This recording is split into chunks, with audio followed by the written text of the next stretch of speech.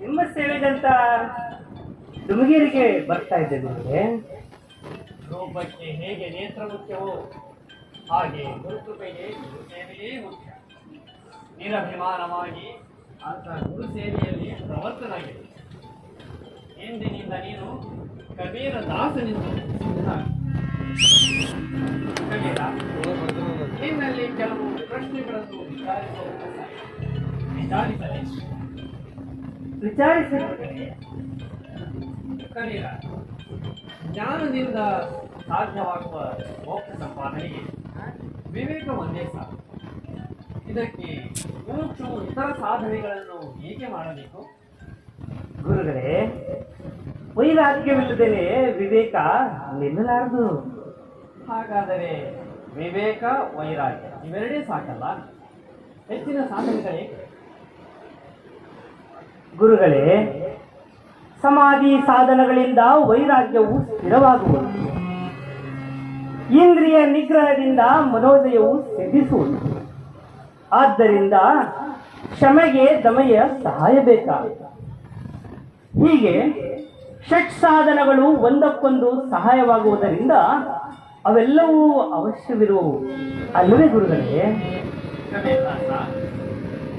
ಈ ಸಾಧನೆಗಳಿಂದ ಜೀವನಿಗೆ ಮರಣವೆಂದು ಯಾಮಳ ಶಾಸ್ತ್ರದಲ್ಲಿ ವಶಾಕರ್ಷಣಾದಿ ವಿಶೇಷ ಸಿದ್ಧಿಗಳನ್ನು ನೀನು ಸಾಧಿಸಿದೆ ಎಂದರೆ ಶಾಂತಿ ಸಿಗುವುದಿಲ್ಲವೇ?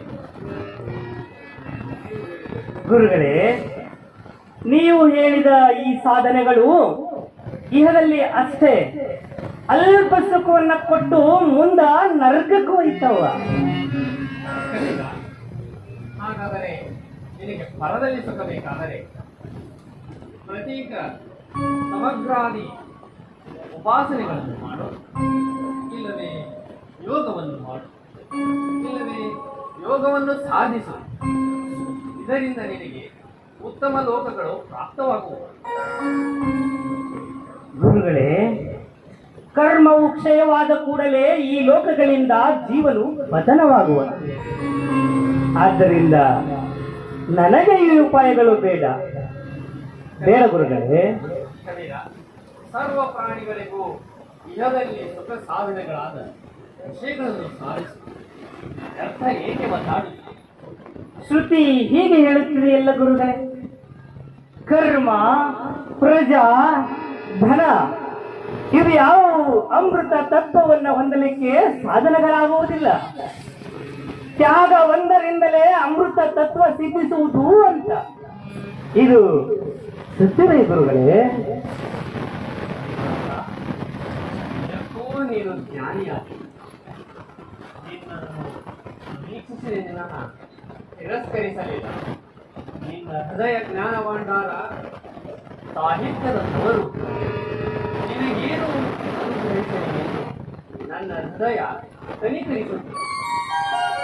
ತಂದೆ, ನನಗೊಂದು ಮಹದಾಸೆ. ಗುರುಗಳೇ, ನಿಮ್ಮ ಚರಿತ್ರೆಯನ್ನ ಬರೆದು ವರ್ಣಿಸುವೆನು. ಅದನ್ನ ಶ್ರವಣ ಮಾಡುವುದರಿಂದ ಮಾನವರೆಲ್ಲ ಉದ್ಧಾರವಾಗುವರು. ಇದಕ್ಕೆ ತಮ್ಮ ಅಪ್ಪಣೆ ಆಗಬೇಕು. ಇದೇ ನನ್ನ ಮಹದಾಸೆ ತಂದೆ.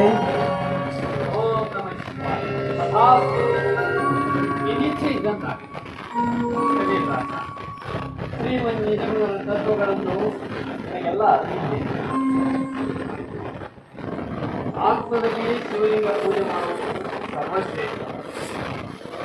ಪ್ರಪಂಚವೇ ಪರಮೇಶ್ವರನ ಪಾದಾರವಿಲ್ಲ. ನಿರ್ಮಲವಾದ ಶಾಂತಿಯಂತೆಯೇ ಪರಿಪೂರ್ಣತೆಯೇ ಮಾತ್ರ ಹರಿಷಡ್ವರ್ಗಗಳ ಆವರಿಸುತ್ತಿರುವುದೇ ಮಂಗಳಕರವಾದಲ್ಲ ಅದಲ್ಲ. ಶಿವಜ್ಞಾನದ ಅನುಭವವೇ